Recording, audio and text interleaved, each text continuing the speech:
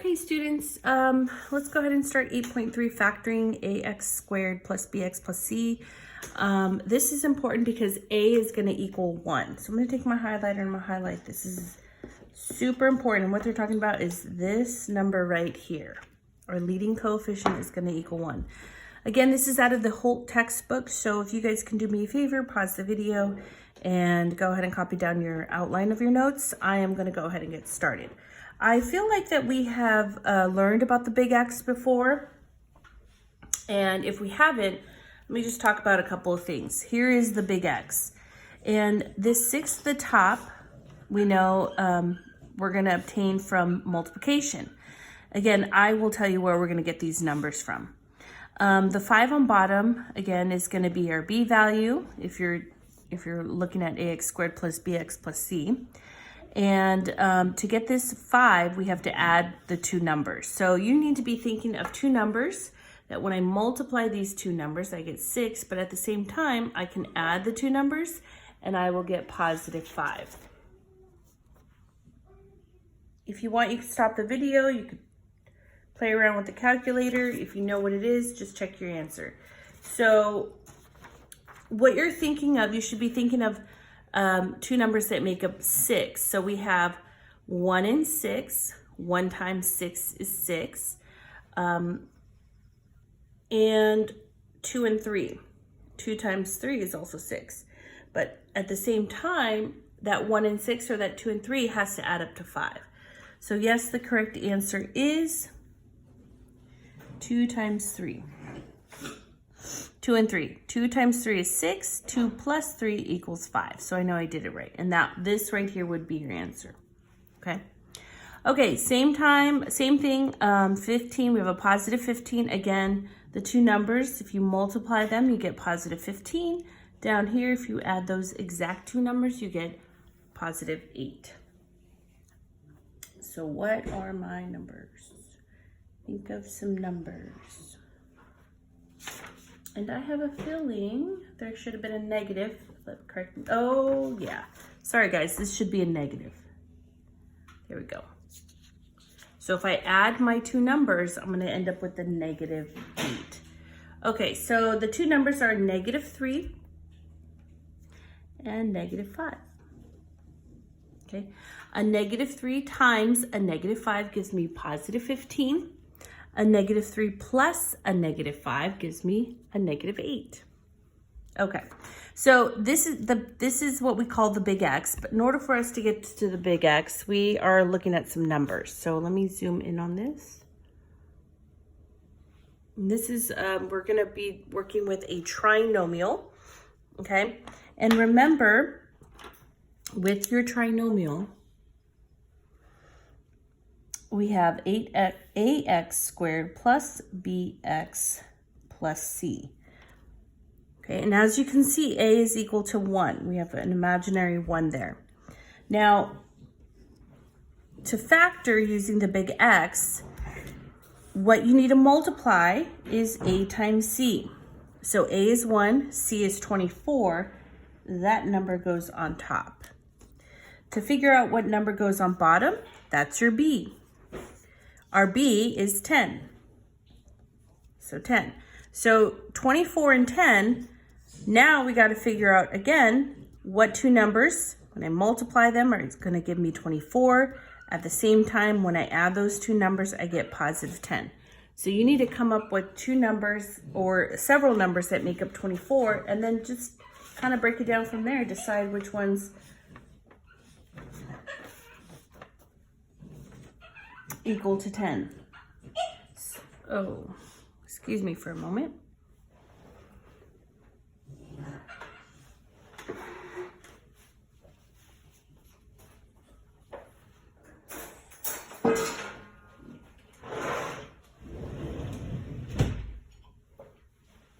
Okay, so the correct answer is 4 and 6. 4 times 6 is 24.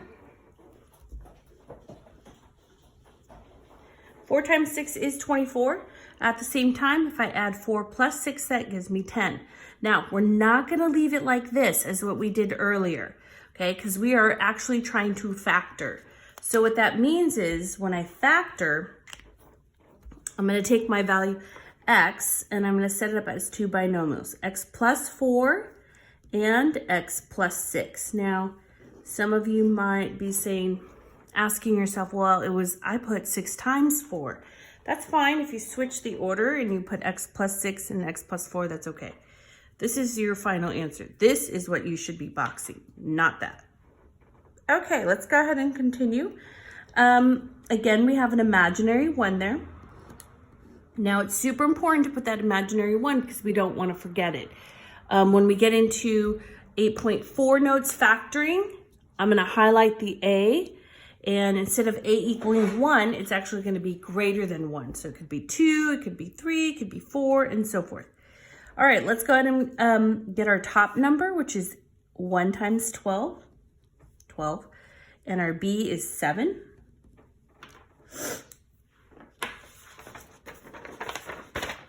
And what two numbers, when I add them up together, I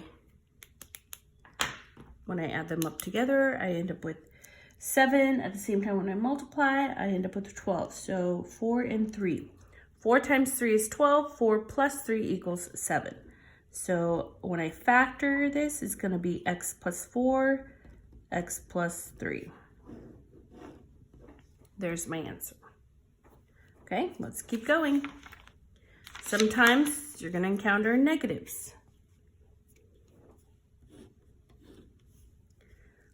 We have our imaginary 1. 1 times 8 is 8. Our B goes on bottom. What are my two numbers?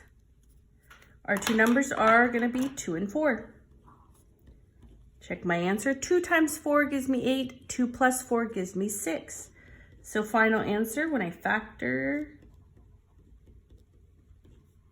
x plus 2, x plus 4. Okay, let's move on to the next one. We have an imaginary 1, so we have 16 on top. This one's, our B value is negative 10. So 16 is 4 and 4, but when I add or subtract those, it doesn't give me a difference of negative 10. 2 times 8 is 16, but if I were to add two negatives, that would give me 10. So that means that negative 2 and negative 8. Let's check our answer. Negative 2 times a negative 8. A double negative makes a positive 16 when I'm multiplying. And if I were to add these two numbers together, I will get a negative 10. So final answer, x minus 2, x minus 8. Okay, very nice. Okay, let's take a look at example 3. And this is actually our last example. We only have 2 problems. And then we're done for today. Cool. Okay, so we have a 1 times a negative 18. Gives me negative 18. I have positive 7. Again, we're looking for two numbers that make up negative 18. At the same time, give me a negative 7. So I'm thinking 2 times 9 is 18. But I will have a difference of a positive 7 if one is negative. So 2 times 9 is 18, but when I subtract the 2, I have to have a positive 7. So that means that the negative belongs to the 2 because negative 2 plus 9 gives me positive 7. Okay, so final answer, x minus 2, x plus 9. Okay, and the last one.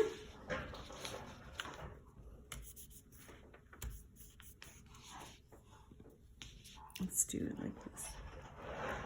Okay, last one. So again, I have imaginary 1 there. 1 times negative 24 is negative 24. And we end up with a negative 5 on bottom. What two numbers make up negative 24? I'm thinking 3 times a is 24. But then we have to have a negative 5 when I add the 2. So this is going to be, the negative belongs to the 8. 3 times a negative 8 is negative 24. 3 plus a negative 8 gives me negative 5. Final answer is x plus 3, x minus 8. Okay, so go ahead and stop the video. We are done for 8.3 notes. You can start your homework. Remember, make sure you take a photo of your homework and upload it online.